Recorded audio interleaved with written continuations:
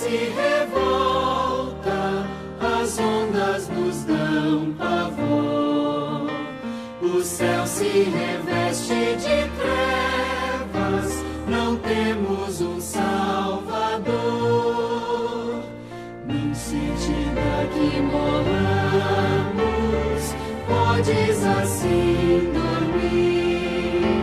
Se a cada momento nos vemos, já prestes a submergir, as ondas atendem ao meu mandar. Sossegado seja, Senhor, quer seja este revolto mar, a ira dos homens, o gênio do mal. As águas não podem a naufragar, que levam, Senhor, Rei do céu e mar. Pois todos ouvem o meu mandar. Sossegai, sossegai, convosco estou para vos salvar. Sim, sossegai. Mestre da minha tristeza, estou quase a sucumbir. A dor que perturba minha alma, eu peço-te, vem banir. De ondas do mar que me cobrem, quem me fará sair? Pereço sem ti, ó meu mestre, vem logo, vem me acudir. As ondas atendem ao meu mandar. Sossegai,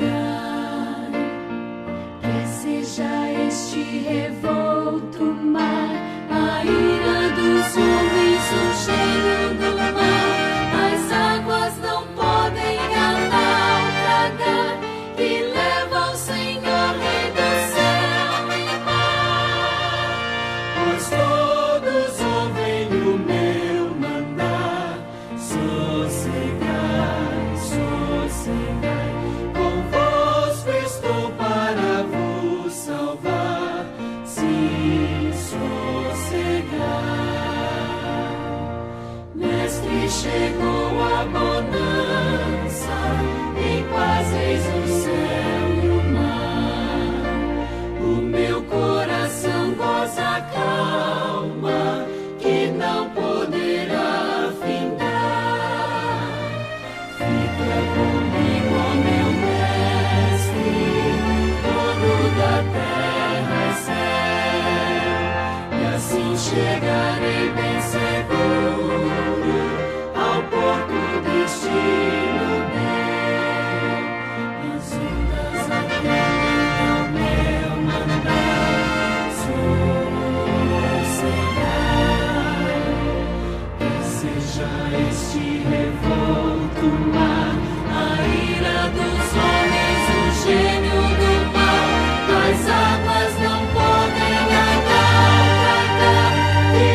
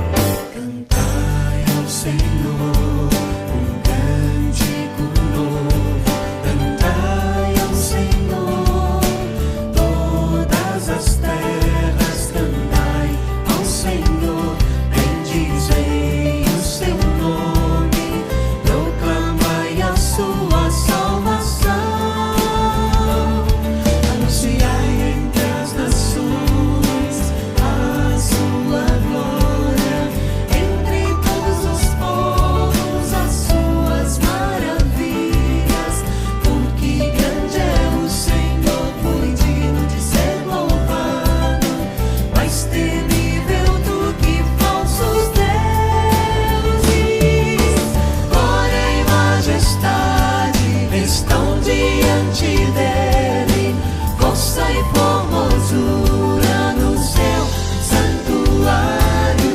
Glória e majestade estão diante dele, força e formosura no seu santuário.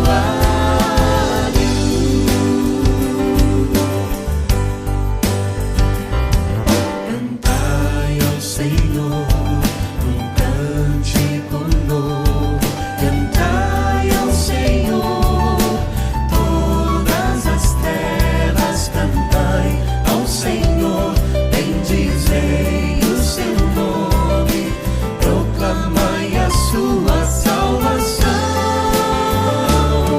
Anunciai entre as nações a sua glória, entre todos os povos as suas maravilhas. Porque grande é o Senhor, muito digno de ser louvado, mais temível do que falsos deuses. Glória e majestade estão diante dele, força e formosura no seu santuário. Glória e majestade estão diante dele, força e formosura no seu santuário. Vamos louvar a Deus com as nossas palmas e as nossas vozes. Glória e majestade estão diante dele, força e formosura no seu santuário. Glória e majestade estão diante dele, força e formosura no seu santuário. Glória e majestade estão diante dele, força e formosura no seu santuário. Glória e majestade estão diante dele, força e formosura no seu santuário.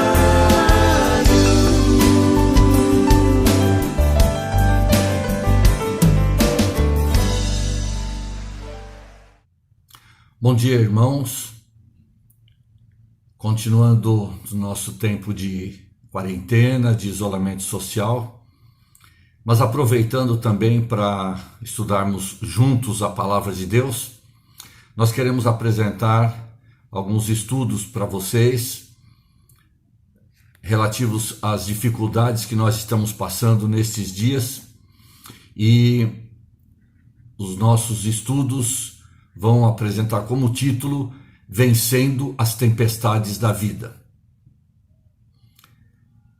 Algum tempo atrás eu fiz esse estudo baseado num livro que eu li, gostei muito, e eu quero compartilhar com vocês alguns pensamentos e que Deus aplique a sua palavra aos nossos corações, ajudando-nos a passar e vencer pelas tempestades que surgem na nossa vida. Isso tem acontecido muitas vezes. De uma forma geral e até mesmo mundial, nós temos visto algumas dificuldades, algumas tribulações acontecendo. Por exemplo, no ano de 2004, nós vimos aquela tsunami que varreu algumas ilhas da Indonésia, trazendo bastante dificuldade, aflição, sofrimento ao povo que habitava ali naquelas ilhas. No ano de 2005, nós vimos um furacão, Katrina, trazer bastante sofrimento também aos Estados Unidos, especialmente a cidade de Nova Orleans, e deixou boa parte da cidade debaixo da água. Nos nossos dias nós estamos vivendo dias de uma conturbação muito grande, quando estamos vendo agora não apenas um país ou uma região, mas o mundo inteiro sofrendo por causa dessa epidemia, dessa pandemia, tem se generalizado e tem sido levado para quase todas as partes do mundo, trazendo bastante sofrimento, mortes, né? Bastante comoção e modificando o dia a dia, o nosso dia a dia. Isso falando em termos gerais, mundiais. Mas talvez você tenha passado por tempestades pessoais, né, na sua vida. É um casamento que se desfaz depois de longo tempo. É um filho que se rebela e começa a fazer algumas coisas contrárias à vontade dos pais e de Deus. É uma doença que, sem dar nenhum sinal prévio, uma vez ela é diagnosticada e transforma talvez você num paciente terminal. Bem, todos nós estamos sujeitos a verdadeiras tempestades na nossa vida. Problemas decorrentes da nossa fragilidade, problemas consequência do nosso pecado, problemas que são consequências de escolhas erradas que nós fizemos, enfim. As tempestades têm inúmeras razões de ser, mas todos nós temos enfrentado tempestades na nossa vida. Mas nós queremos ver à luz da palavra de Deus, não só como suportar, mas como enfrentar e como vencer as tempestades da nossa vida. Eu quero começar deixando um versículo com vocês, que se encontra no Evangelho de João, capítulo 16, verso 33. São palavras ditas pelo Senhor Jesus: estas coisas vos tenho dito para que tenhais paz em mim. No mundo passais por aflições, mas tende bom ânimo, eu venci o mundo. Ao longo dos nossos estudos, nós vamos abordar muitas verdades contidas neste verso. A verdade é que nós vamos passar por aflições neste mundo.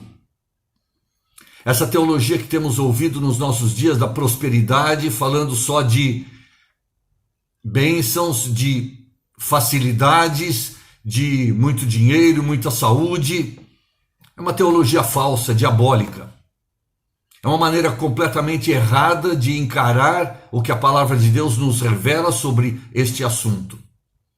O Senhor Jesus deixou muito claro: no mundo passais por aflições. Mas ele também nos dá uma esperança. E ele disse: estas coisas vos tenho dito para que tenhais paz em mim. E é possível, mesmo no meio das tribulações, dificuldades desta vida, nós experimentarmos esta paz que só o Senhor pode nos dar. E por que ele pode nos dar? Porque ele termina o versículo dizendo: tende bom ânimo, eu venci o mundo. E aquele que é o vencedor dos vencedores pode nos dar vitórias e uma paz que só ele proporciona, mesmo no meio de tribulações. Vamos examinar então o que a palavra de Deus diz sobre este assunto. Nós vamos examinar um trecho no Evangelho de Marcos, capítulo 4, versículo 35. Vamos fazer a leitura desse trecho. Naquele dia, sendo já tarde, disse-lhe Jesus: passemos para a outra margem. E eles, despedindo a multidão, o levaram assim como estava no barco, e outros barcos o seguiam. Ora, levantou-se grande temporal de vento, e as ondas se arremessavam contra o barco, de modo que o mesmo já estava a encher-se de água. E Jesus estava na popa, dormindo sobre o travesseiro. Eles o despertaram e lhe disseram: Mestre, não te importa que pereçamos? E ele, despertando, repreendeu o vento e disse ao mar: acalma-te, emudece-te. O vento se aquietou e fez-se grande bonança. Então lhes disse: por que sois assim tímidos? Como é que não tendes fé? E eles, possuídos de grande temor, diziam uns aos outros: quem é este, que até o vento e o mar lhe obedecem? Que Deus abençoe a sua palavra para nossa meditação nesse estudo. Marcos não foi o único evangelista a relatar este episódio. Mateus, no seu evangelho, capítulo 8, e Lucas também no seu evangelho, também no capítulo 8, relatam este acontecimento do Senhor Jesus com os seus discípulos ali no mar da Galileia. Como eles enfrentaram essa tempestade e com o Senhor, com a sua presença e o seu poder, como eles venceram e não apenas não naufragaram, mas tiveram a sua fé exercitada e com certeza aumentada, e aquela experiência enriqueceu muito a vida de cada um dos discípulos. Nós queremos aproveitar esse trecho para mostrar que assim como os discípulos venceram aquela tempestade com sua fé colocada no Senhor, sua presença fundamental ali no barco e, acima de tudo, o seu poder sobre a criação, nós também podemos vencer as tempestades que se manifestam na nossa vida. Nós gostaríamos de pensar com vocês, primeiro, como são as tempestades que se manifestam na nossa vida. Bem, as tempestades, elas são inesperadas. Muitas das dificuldades que nós temos enfrentado na nossa vida diária não mandaram um aviso previamente. Elas ocorreram de forma inesperada. Aquele mar onde o Senhor Jesus estava com os seus discípulos, o mar da Galileia, é um mar que tem aproximadamente 21 quilômetros de comprimento e 14 quilômetros de largura. Ele é rodeado pelas montanhas de Golã.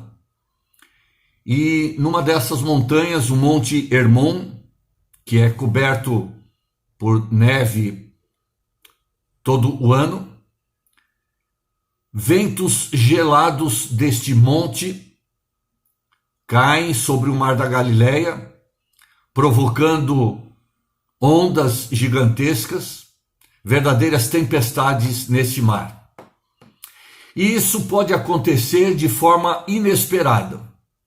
É bom lembrar que alguns dos discípulos que estavam ali no barco com o Senhor eram pescadores profissionais e já tinham estado ali no mar da Galileia muitas vezes pescando. Mas aquela tempestade pegou aqueles pescadores profissionais, nós dizemos na nossa linguagem, de calça curta. Foi uma tempestade que se manifestou de forma inesperada. E não apenas inesperada, mas surpreendente. Muitos problemas que têm acontecido na nossa vida têm sido assim também.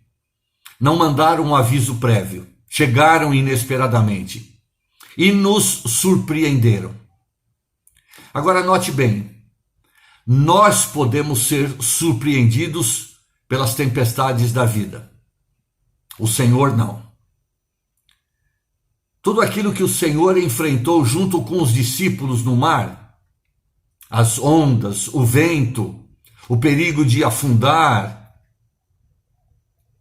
tudo aquilo para ele não era inesperado e nem era surpreendente. Não era inesperado porque ele é o Deus onisciente. Sabe de tudo. Até mesmo antes das coisas acontecerem, ele sabe que elas vão acontecer. Ele também não foi surpreendido, porque aquele também é o Deus Todo-Poderoso. E nada ocorre sem que o seu poder possa controlar. É bom pensar também que as tempestades da vida são perigosas. Sim, algumas delas perigosíssimas. Note as expressões que os evangelistas usam para referir-se ao acontecimento ali. Em Mateus capítulo 8, verso 24, o evangelista diz: o barco era varrido pelas ondas, uma expressão muito forte. Marcos diz: levantou-se grande temporal de vento, e as ondas se arremessavam contra o barco, de modo que o mesmo já estava a encher-se de água. Experiência perigosa, né? Note o que Lucas diz: eles estavam correndo o perigo de sossobrar. Sim, não há dúvida nenhuma de que aquela experiência foi uma experiência perigosíssima, e muitas tempestades que nós temos tido na nossa vida também têm sido perigosas. E nós não queremos aqui minimizar o perigo destas experiências. Não, ao contrário, nós queremos reforçar. Elas são perigosas. E por serem perigosas, estão além do nosso poder, além do nosso controle. Não, porém, além do poder e do controle do Senhor. Nós veremos isso já já. Queremos dizer também que as tempestades desta vida, exatamente porque elas são inesperadas, surpreendentes e perigosas, elas são impossíveis de serem administradas por nós. Na verdade, a maioria delas está além do nosso poder e por isso fogem completamente ao nosso controle. Houve uma experiência na vida do rei Josafá que nos faz pensar nisso. Ela está registrada no segundo livro das Crônicas, capítulo 20. O rei Josafá foi encurralado por 3 inimigos que se armaram até os dentes para atacar Jerusalém. E quando Josafá se viu cercado pelo exército daqueles 3 reis inimigos, ele pôde constatar que aquilo estava completamente fora do seu controle. Não estava ao seu alcance resolver aquela situação. Por isso Josafá orou assim. Leia comigo 2 Crônicas, capítulo 20, verso 12. Palavras do rei Josafá dizendo: Ah, nosso Deus, acaso não executarás tu o teu julgamento contra eles? Porque em nós não há força para resistirmos a esta grande multidão que vem contra nós. E não sabemos nós o que fazer, porém os nossos olhos estão postos em ti. Há 2 coisas que eu quero chamar a atenção de vocês, que fazem parte desta oração de Josafá ao seu Deus.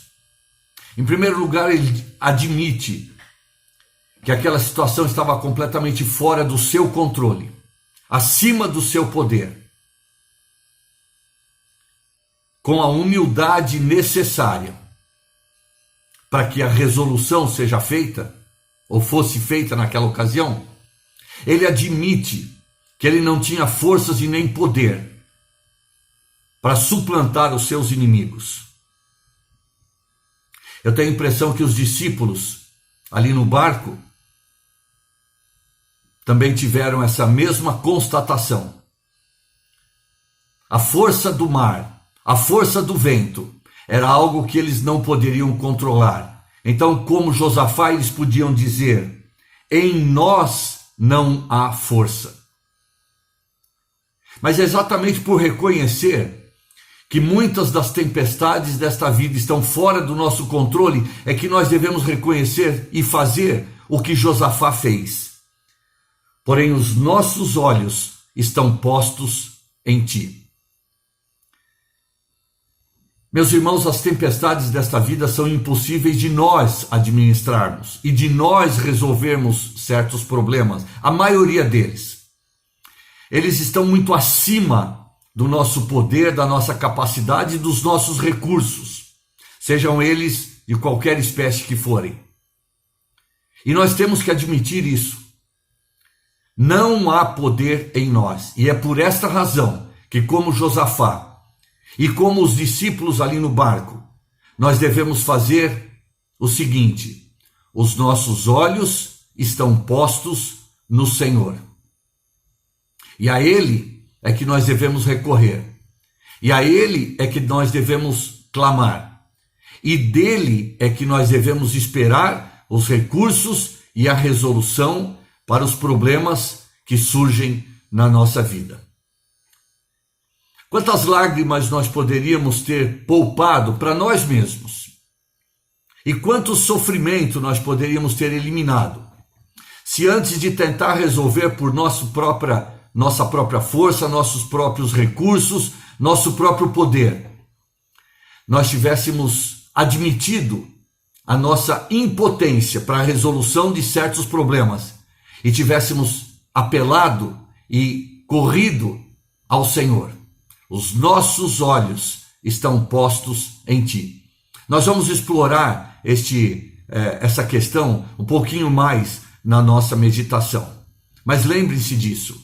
Em nós não há força, disse Josafá, mas os nossos olhos estão postos em ti. Voltando para o nosso trecho em Marcos capítulo 4, nós vamos perceber que, em decorrência das tempestades que acontecem na nossa vida, alguns questionamentos nós costumamos fazer. Eles vão aparecer como resultado de nós encararmos estas tribulações, essas dificuldades, talvez até de uma forma errada. Por exemplo, como é que nós vamos conciliar as tempestades com a obediência ao Senhor? Note no começo do nosso trecho, o Senhor Jesus disse para os discípulos: passemos para a outra margem. Então, quando eles entraram no barco e começaram a navegar no Mar da Galileia, eles não fizeram isso por vontade própria, mas em obediência a uma ordem do Senhor. Interessante. E talvez nós pensássemos que, bom, se eu estiver obedecendo ao Senhor, se eu estiver no centro da vontade do Senhor, então dificuldades não me aparecerão. Certo? Você já tem pensado isso? Pois o trecho ensina exatamente o contrário. Muitas vezes, mesmo estando em obediência total e completa à vontade do Senhor para a nossa vida, nós vamos passar por tribulações. Foi o caso dos discípulos. A ordem expressa do Senhor foi: passemos para a outra margem. Sabe, às vezes na nossa vida nós vamos passar por dificuldades em conciliar as provações com a obediência ao Senhor. Por exemplo, pode ser que você no seu serviço esteja sofrendo uma oposição dos colegas de trabalho e até dos seus superiores, os chefes, por você ser fiel ao Senhor e obediente à sua vontade. Talvez até mesmo aquela promoção prometida esteja demorando para vir, porque você não está querendo se submeter ao esquema de corrupção no seu trabalho. Você está querendo viver em obediência ao Senhor e está colhendo tempestades.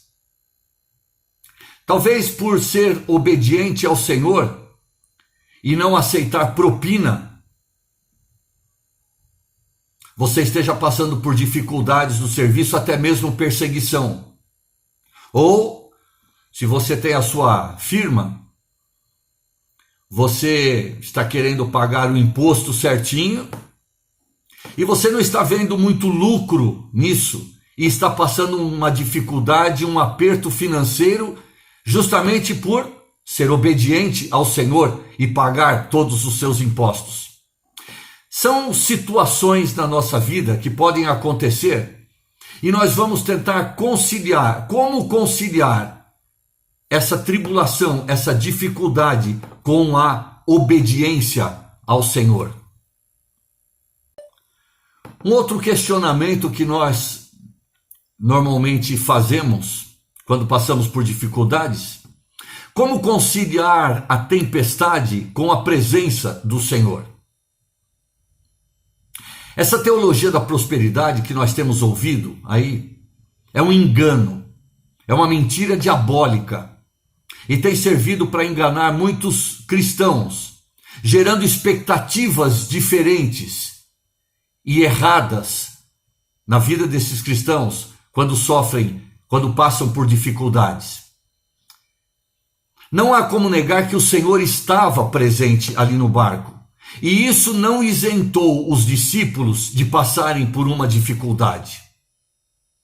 Não é a presença do Senhor que vai evitar com que nós passemos dificuldades na nossa vida.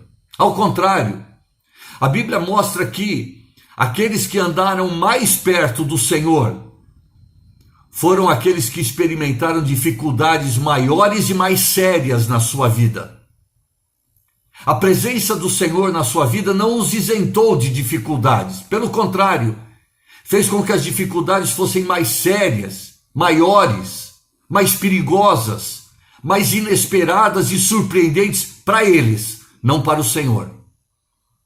Então lembre-se disso. O fato de a presença do Senhor ser uma realidade na nossa vida não nos livra de passarmos por dificuldades grandes na nossa vida. Lembram-se do primeiro milagre realizado pelo Senhor no seu ministério terreno? Foi no casamento em Caná da Galileia. Ali naquele casamento faltou a bebida, vinho. E o Senhor estava presente, mas a presença dele não isentou os noivos de terem esse problema na sua festa de casamento. Irmãos, cristianismo não é uma redoma de vidro ou uma estufa espiritual. E a presença do Senhor nas nossas vidas não nos isenta de problemas e de experiências até desagradáveis, pelo menos no instante em que elas ocorrem. Porque, como nós veremos, a finalidade dessas experiências muitas vezes é pedagógica. O Senhor quer ensinar-nos alguma coisa. Agora, voltando ao trecho de Marcos capítulo 4, a presença do Senhor ali dentro do barco onde os discípulos estavam não os livrou de passarem pela tempestade, mas houve o livramento do Senhor na tempestade. É interessante. O Senhor não os livrou da tempestade, mas o Senhor os livrou na tempestade. Vocês se lembram das palavras tão conhecidas no Salmo 23? Quando o salmista fez menção de passar pelo vale da sombra da morte. Ele não disse que o Senhor ia livrá-lo de passar pelo vale da sombra da morte. Mas as palavras dele foram: ainda que eu passe pelo vale da sombra da morte, não temerei mal nenhum, porque tu estás comigo. É interessante que ele reconheceu muito bem a possibilidade não de o Senhor o livrar do vale da sombra da morte, mas do Senhor livrá-lo no vale da sombra da morte, e de que o Senhor ia passar junto com ele pelo vale da sombra da morte. Não foi exatamente essa experiência que os discípulos tiveram? Não foram livres da tempestade, mas foram livres na tempestade, e o Senhor enfrentou a tempestade junto com eles. Essa teologia da prosperidade que prega isenção de problemas, libertação de qualquer doença, é uma teologia falsa, diabólica e enganosa. Irmãos, o céu não é aqui, o céu é ali. O Senhor Jesus disse naquele versículo em João capítulo 16, verso 33, no mundo tereis aflições. Ou diz uma outra versão, no mundo passais por aflições. E ele ensinou isso aos seus discípulos, levando-os para o meio do mar da Galileia e fazendo-os passar por aquela tempestade terrível. Ele não os livrou da tempestade, mas ele os livrou na tempestade. Uma outra questão, outro questionamento que nós fazemos frequentemente quando passamos por dificuldades é: como conciliar a tempestade com o sono do Senhor? Vocês podem imaginar a aflição dos discípulos, vendo a força do vento, sentindo o tamanho das ondas e a água entrando dentro do barco, e o Senhor dormindo. Talvez isso tenha até aumentado a aflição dos discípulos em pensar que no meio daquele perigo e risco todo que eles estavam correndo de afundar, o Senhor não estava nem ligando para o problema que eles estavam enfrentando. Você já teve essa sensação ao passar por algumas tempestades? Parece que o Senhor não se incomoda com a nossa aflição, com o nosso problema. Parece que Ele está tão distante de nós. Ana diz-nos o primeiro livro de Samuel, capítulo 1, mãe de Samuel. Por muitos anos orou ao Senhor para que lhe desse um filho. E durante muitos anos ela apenas ouviu o silêncio da parte do Senhor. E nós lemos no capítulo 1 de 1 Samuel, uma vez quando ela foi ao templo, e ela se derramou, não só em lágrimas, mas sua alma derramou-se perante o Senhor, suplicando que o Senhor atendesse a sua oração. Ela devia ter feito isso durante muitas vezes, muitos anos. E anos seguidos, ela apenas viu o Senhor silencioso ante ao seu questionamento, ao seu clamor. Você já teve essa experiência também? O silêncio da parte do Senhor